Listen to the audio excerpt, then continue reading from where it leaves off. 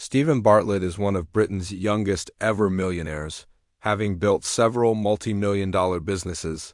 He is also the host of one of the world's top business podcasts and is a regular commentator on business and culture.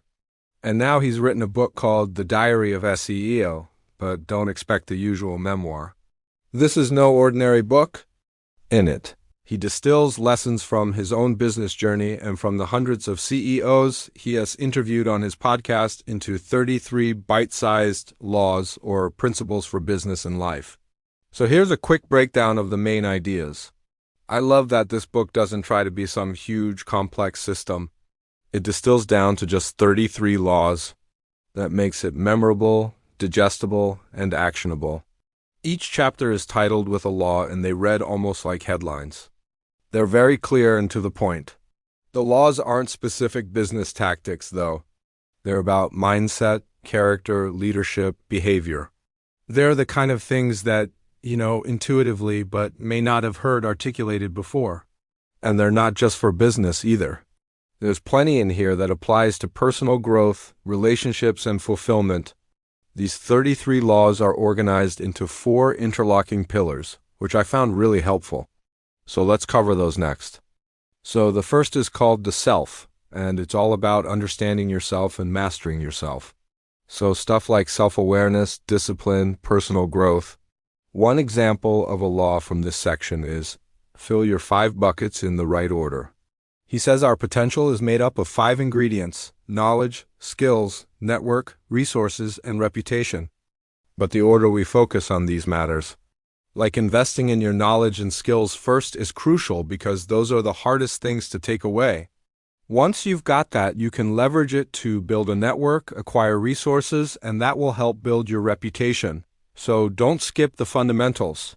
I thought that was really insightful.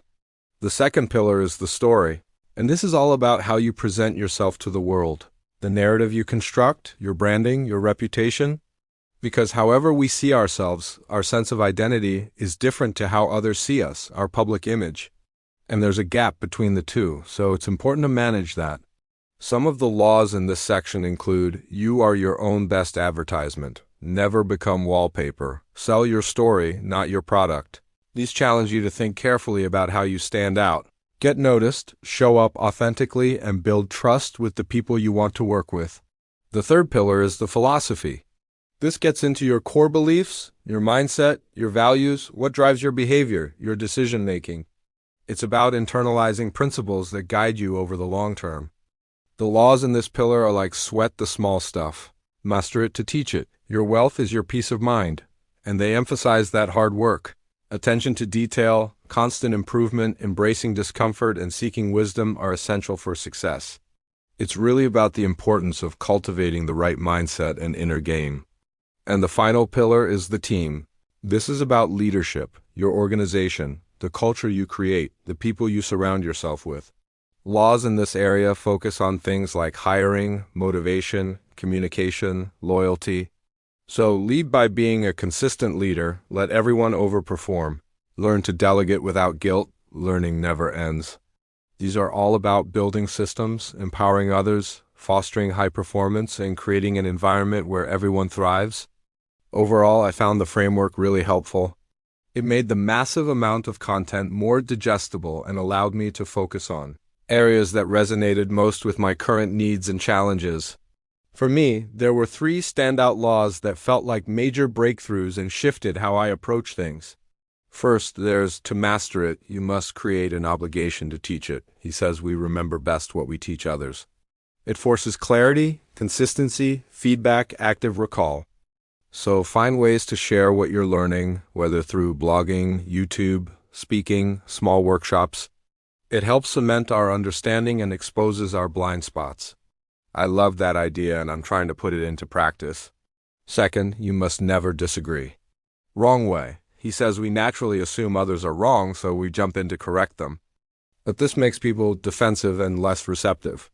Instead, he suggests starting by finding common ground, acknowledging the other person's perspective, and only then sharing your alternative viewpoint. Build receptiveness. By starting with agreement, then gently introduce your disagreement. I see what you're saying, but I also see it like this. I found this massively improved my conversations, especially in leadership, negotiations, team settings, even giving feedback. People open up more when they feel truly heard. Third, sweat the small stuff. He says small details, consistency, good habits matter more than one-off big moves. Sweat the small stuff daily, stay 1% better.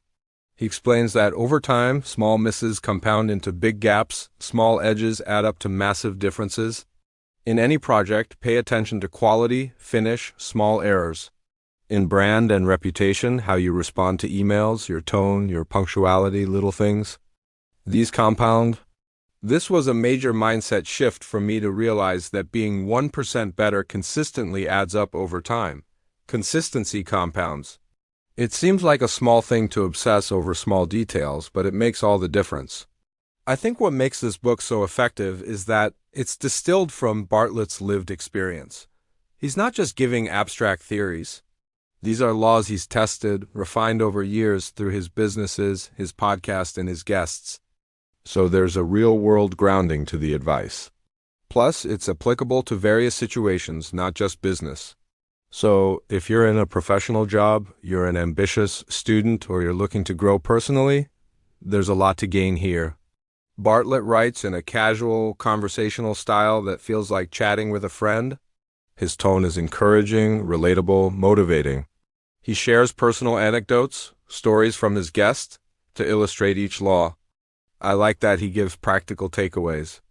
After each law, he summarizes the key points, offers action prompts, journaling questions to help readers reflect and apply. There's no fluff, just straight talk and actionable insights. I think this is a must-read for anyone wanting to level up, whether you're a business owner, an employee, freelancer, or just someone who wants to sharpen their soft skills and mindset. I came away feeling inspired, challenged, equipped with new ideas to improve. I derate this book 9.5 out of 10. It's definitely one of the best business books I've ever read in recent times. Let me know in the comments which law resonated most with you or how you plan to apply these ideas in your work or studies. I'd love to hear your thoughts. And if you like this video, please give it a thumbs up and subscribe for more summaries and analysis of the best books and ideas. Thanks for watching and see you next time.